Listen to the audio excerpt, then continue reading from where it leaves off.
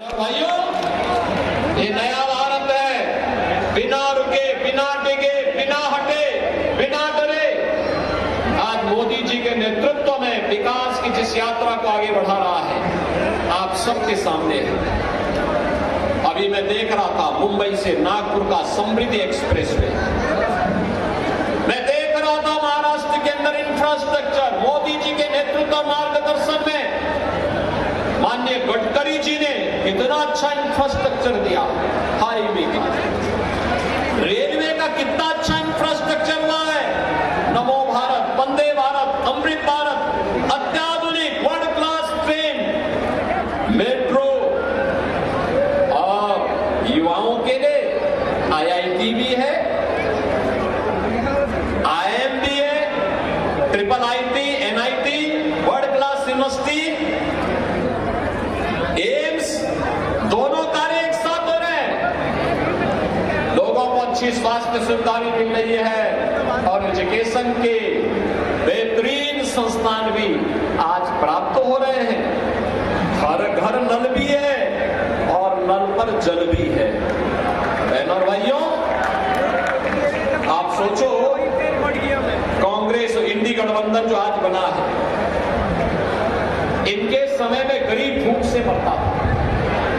आज मोदी जी 25 करोड़ यानी 80 करोड़ लोगों को फ्री में राशन दे रहे हैं। 80 करोड़ लोगों को फ्री में राशन। और यही नहीं, जो लोग पाकिस्तान का राग अलापते हैं, इनसे बोलो कि जितनी पाकिस्तान की आबादी है उससे ज्यादा लोगों को मोदी जी ने 10 वर्ष में गरीबी रेखा से उभार करके खुशहाल जीवन जीने की पाकिस्तान, आप सोचो कहां पहुंचा दिया इन्होंने पाकिस्तान को।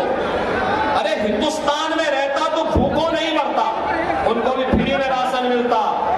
लेकिन आज गली मोहल्लों में कुछ जीव लड़ते हैं ना एक रोटी के टुकड़े के लिए, यही पाकिस्तान में 1 किलो आटा के लिए छीना झपटी होती है। आंदोलन चल रहे हैं, धरना प्रदर्शन चल रहे हैं, बड़े बड़े अभियान चल रहे हैं, आगजनी हो रही है, तोड़फोड़ हो रही है, क्योंकि खाने के लिए कुछ भी नहीं पाकिस्तान में। तो जो पाकिस्तान का राग अलापते हैं, इनसे बोलो कि जाओ पाकिस्तान में जाके भीख का कटोरा लेकर के भीख मांगो, हिंदुस्तान में पहुंचा जाओ ना, वहीं पे जाओ, वहां पे पाकिस्तान के पास जाकर के वहीं रहो। क्यों हिंदुस्तान में बोझा बने हुए हो? हिंदुस्तान के इस बोझे को दूर करने की आवश्यकता है। बहनों और भाइयों, 60 करोड़ लोग आयुष्मान भारत में 5 लाख रुपए की स्वास्थ्य बीमा प्रतिवर्ष प्राप्त कर रहे हैं और गरीब का जनधन अकाउंट खुल गया है। 12 करोड़ घरों के लिए शौचालय बन गए हैं, 4 करोड़ गरीबों के मकान बन गए हैं। और मोदी जी ने कहा है कि 70 वर्ष से ऊपर का हर सीनियर सिटीजन चुनाव के बाद प्रतिवर्ष 5 लाख रुपए की स्वास्थ्य बीमा का, आयुष्मान भारत की सुविधा का लाभ प्राप्त करेगा। जितने भी गरीब बचे हैं, जिनके पास अपना आवास नहीं है, उनको एक एक आवास मिलेगा। यहां पे तो सुरक्षा भी है, सम्मान भी है, यहां पे विकास भी है, गरीब कल्याण भी है और विरासत का भी सम्मान है। अयोध्या में रामलला का भव्य मंदिर भी बन गया है, काशी में काशी विश्वनाथ का मंदिर बन गया है। याद करिए, महाराष्ट्र और उत्तर प्रदेश का संबंध तो ये चोली दामन का संबंध है, कोई अलग कर ही नहीं सकता है। याद करिए, छत्रपति शिवाजी महाराज को जब छत्रपति की उपाधि से सम्मानित करना था, उनका अभिषेक करना था, तो काशी के काका भट्ट महापंडित ही आकर के इसका रस्म को पूरा करने में योगदान दिए। आप हमारे काशी में आइए, वहां मराठा घाट मिलेगा, वहां पर महाराष्ट्र के राजाओं के द्वारा बनाए गए, भोसले के द्वारा बनाए गए बड़े बड़े घाट मिलेंगे। वहां पर मराठा समाज अलग से काम करता है, महाराष्ट्र समाज अलग से काम करता है। अलग अलग प्रकार के रीति रिवाजों का केंद्र बिंदु आज काशी बना हुआ है। काशी काशी में भगवान विश्वनाथ धाम आज आप देखिए क्या जगमगा रहा है। और काशी के साथ अयोध्या और अयोध्या के बाद अब मथुरा की तरफ हम आगे बढ़ रहे हैं। हमारे कृष्ण कन्हैया कहां चुप बैठने वाले हैं, वो तो पहले ही बोल चुके हैं, उन्होंने तो पहले ही कह दिया है, वो तो पहले ही इस बात की घोषणा कर चुके हैं कि परित्राणाय साधूनां विनाशाय च दुष्कृतां।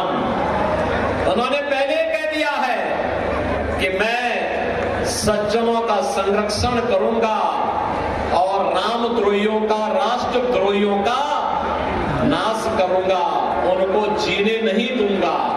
और बहनों भाइयों, आज नए भारत में सब आप देख रहे होंगे, जैसे जैसे चुनाव बीतते जा रहे हैं, 4 चरणों के चुनाव हो गए हैं और 4 चरणों के इन चुनावों का परिणाम आप देख रहे हैं पूरे देश के अंदर, उत्तर, दक्षिण, पूर्व, पश्चिम।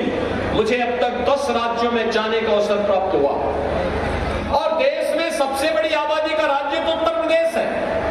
बहनों और भाइयों, मैं कह सकता हूं वहां पे एक ही आवाज है, हर ओर से एक ही आवाज, एक ही नारा गूंजता है और वो गूंजता है कि फिर एक बार,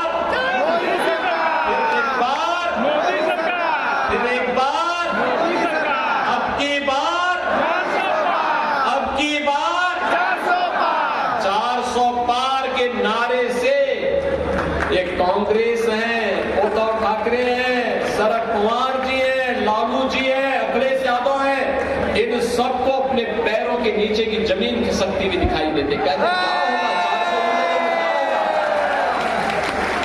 फिर पूछते हैं, जनता से पूछते हैं 400 पार कैसे पाएंगे, तो जनता जनार्दन कहती है कि देखो, जो राम को लाए हैं हम, जो राम को लाए हैं और राम को मोदी जी लाए हैं। मोदी जी ने अयोध्या में विराजमान कराया है। और बहनों भाइयों, मैं इसलिए कह सकता हूं, इस चुनाव में कुछ मत देखिए, मोदी जी ने विकास कराया है, सुरक्षा दी है, सम्मान दिया है, गरीब कल्याण किया है।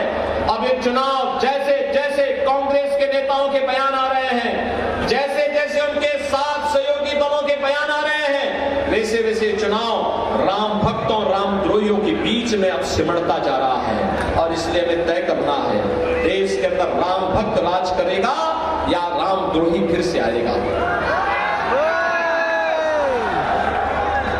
और एक बात और पूरे देश के अंदर चल रही है, राम भक्त ही राज करेगा दिल्ली के सिंहासन पर, यह भी गूंज रहा है पूरे देश के अंदर। और मोदी जी ठहरे राम भक्त। अभी आपने देखा होगा, पहले प्रधानमंत्री है मोदी जी, जिन्होंने अयोध्या में जाके रामलला के मंदिर का शिलान्यास किया। लोग कहते थे अरे ये सब नहीं होने देना, प्रधानमंत्री को क्या शोभा देता? अरे मोदी जी ने कहा क्या बात करते हो, राम हमारे पूर्वज थे, हमारे विरासत है, भारत की आदर्श है, कैसे बात करते हैं? अयोध्या में राम मंदिर के निर्माण के लिए मैं क्यों नहीं जाऊंगा?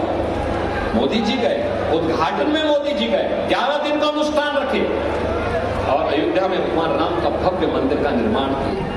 बहनों और भाइयों, मैं आप सबसे अपील करूंगा, भारतीय जनता पार्टी अपने सहयोगी दलों के साथ इस चुनाव मैदान में है, जो भारत के हित में है, जो भारत को दुनिया की महाताकत बना दे, भारत को एक आत्मनिर्भर और विकसित भारत बना दे, वह कार्य केवल मोदी जी कर सकते हैं। मोदी जी के नेतृत्व में होगा। एक कांग्रेस के साथ जितने भी इनके अगल बगल के चट्टे बट्टे हैं, ये सभी के सभी लोग अब जब इनके पास सारे हथियार समाप्त हो गए हैं, अभी गाली गलौज पे उतर आए हैं, गुमराह करेंगे, अनर्गल प्रलाप करेंगे, झूठी घोषणाएं करेंगे, आपको बहकाने का काम करेंगे। इनके बहकावे में आने की आवश्यकता नहीं। ये वो कांग्रेस नहीं जिस कांग्रेस को हम सोचते हैं जिस ये गांधी जी वाली कांग्रेस होगी। नहीं, गांधी जी वाली कांग्रेस नहीं है। गांधी जी ने तो 1947 में कह दिया था कि कांग्रेस का विसर्जन कर दो। और मैं आज आपसे कहूंगा, ये समय है, यही समय है और सही समय है कांग्रेस और इंडी गठबंधन को विसर्जन करने का समय है। बहनों भाइयों, इस नए भारत में विरासत का सम्मान होगा।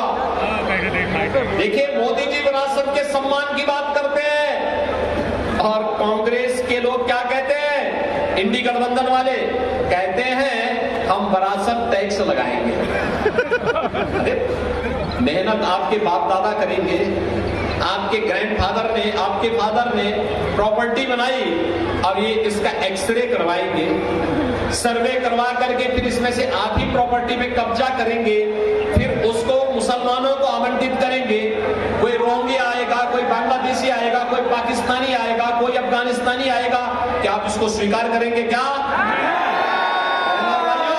इंडी गठबंधन में अब औरंगजेब की आत्मा घुस चुकी है, इसको मत आने देना। औरंगजेब को पहले ही छत्रपति शिवाजी महाराज समाप्त कर चुके हैं। अब महाराष्ट्र के अंदर औरंगजेब और उसकी संतानों को नहीं आने देना है। आप सहमत हैं? सहमत है ना? मोदी जी के नेतृत्व में अब की बार 400 पार के लक्ष्य की तरफ महाराष्ट्र बढ़ रहा है ना? पालगढ़ फिर से जीतेंगे, भारी बहुमत से जीतेंगे, आप जिताएंगे। सहमत हैं? लेकिन बहनों और भाइयों, आज चुनाव प्रचार का अंतिम दिन है, कल एक दिन बचेगा। घर घर